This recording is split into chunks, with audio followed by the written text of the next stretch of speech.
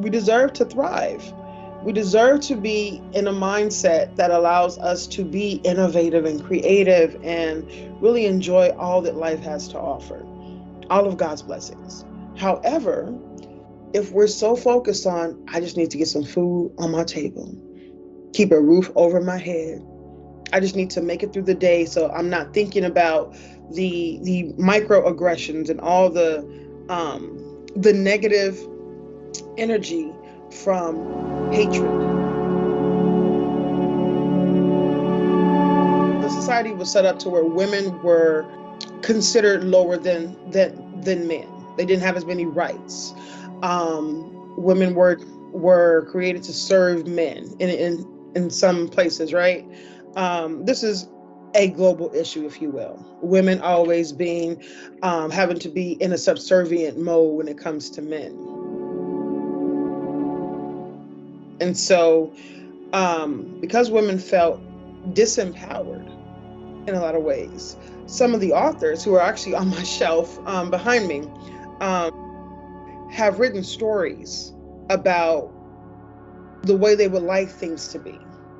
So it's like, I love the quote. I forget who said it, but it's art imitates life.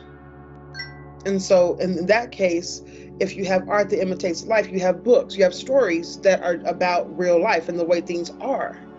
But you can also have life imitate art, where you look at the stories that may not represent what's really going on right now, but they represent what you would like to happen, how you would like things to be. And so when you paint that picture, now you can begin to imagine what that's going to be like, and then begin to actually bring it to life.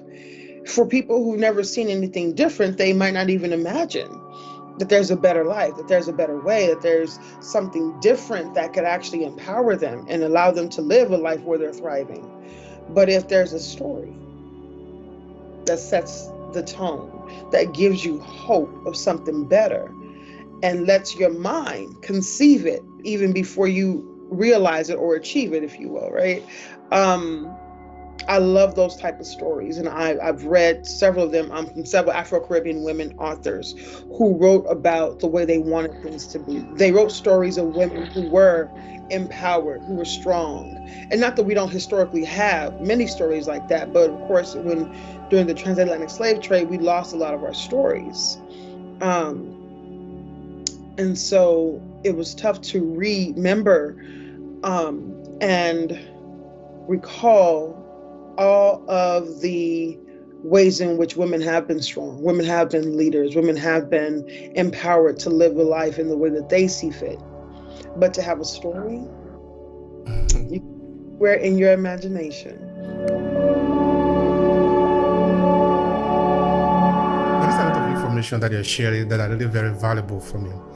Now you're talking about story. No, before you were also talking about these people that are sort of in a survival mode, that they are not moving, they are not able to move beyond the comfort zone, maybe you might call it like that, where they are just having salary. Okay, the salary might not necessarily even be very good, but okay, they look at it as not able to move beyond that to challenge themselves. Because I also like what you said there, that sometimes the same amount of energy you need to be able to remain in that comfort zone is what you need to be able to move beyond that comfort zone. And I think that is really very powerful. But here's my curiosity.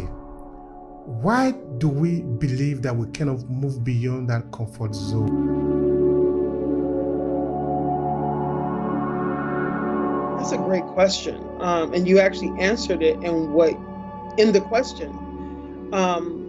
There's multiple reasons. Just depends on people's experiences. Sometimes, if you grow up in a society where you've never seen anything beyond what it is you already know, anyone else achieving beyond what you have, then your imagination might be limited. It might be limited. If you grew up thinking this is all you ever could achieve, you're aspiring to what you saw was the best way to do things, then you're going to aspire to what you saw.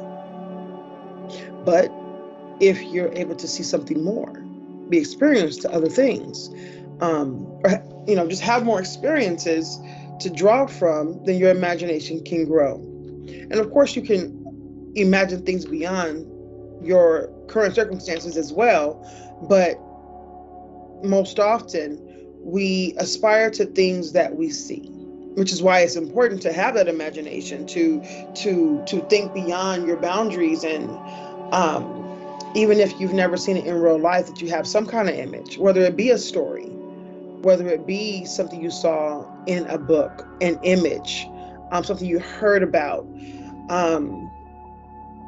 or something you conceived in your mind. If you can see it, you can achieve it.